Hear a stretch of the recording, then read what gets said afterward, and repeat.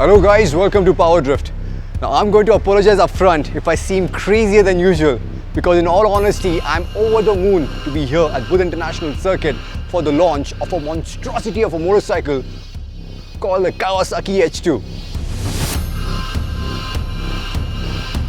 It derives its name from the H2 Mark IV, Kawasaki's 750cc inline triple from the early 70s that acquired cult status for its speed and brutal acceleration.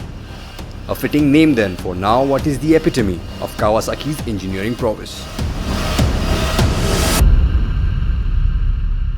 And it's not just their motorcycling division, this is all of Kawasaki Heavy Industries, their aerospace division, their gas turbine and machinery, their race department. They all got together to deliver the world's only supercharged production motorcycles, the H2, and of course the race variant, the H2R, which is more powerful or makes more power than the most powerful MotoGP motorcycles on the grid this year. A feat highlighted by the Kawasaki River Mark, which is only seen on their most iconic motorcycles from the 60s. I'm sure all of you guys must have spammed every single H2 article, video, which is online, which has been online as much as I have. But trust me when I say that all of that just faded in comparison when you compared it to the moment when you saw the H2 in person. I mean, this is not a bike.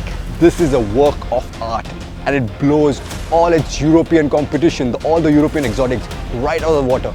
That's how impressive it is.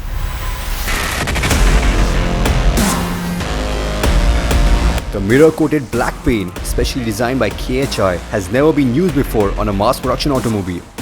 The mirrored effect is achieved by a chemical reaction with a layer of pure silver. So in the shade, the paint appears dark, but in sunlight, it's highly reflective and takes on the appearance of the surrounding scenery. The flaps on the mirror stays and chin spoiler were designed by KHI's aerospace company to create downforce and aid stability.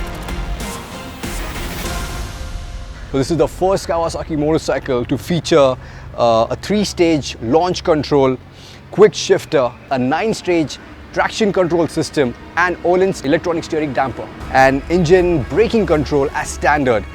This is the first Kawasaki motorcycle to feature a single-sided swing arm, and the first road bike from Kawasaki to feature the KYB air oil separate cartridge forks, which have only been seen so far on their motocross motorcycles. But the highlight of the H2 is undoubtedly its 998cc inline-4 supercharged engine. This all-new engine is practically identical to the 300 PS H2R, but with different head gasket, exhaust, cam profiles and less boost to meet noise and emission standards.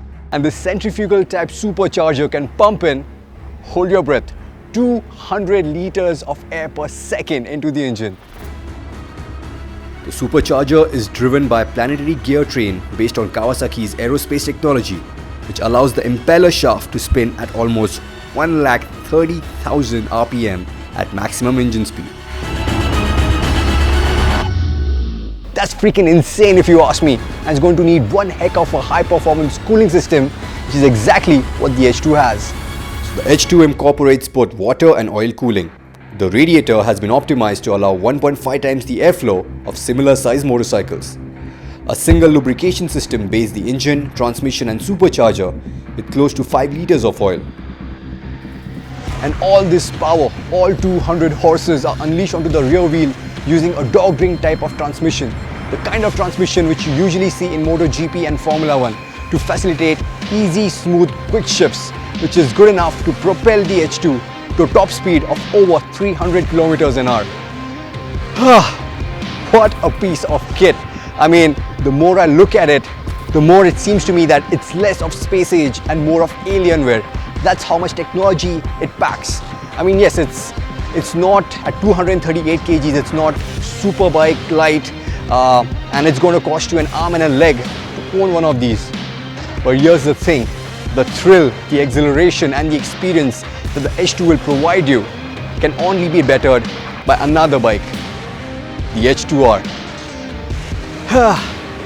Wouldn't it be nice to ride that machine? But unfortunately, we couldn't ride this bike because it wasn't Kawasaki's bike. It was already sold to one Mr. MS Dhoni. Heard of him?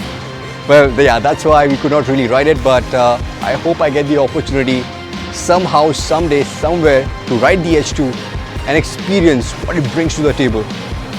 Thank you.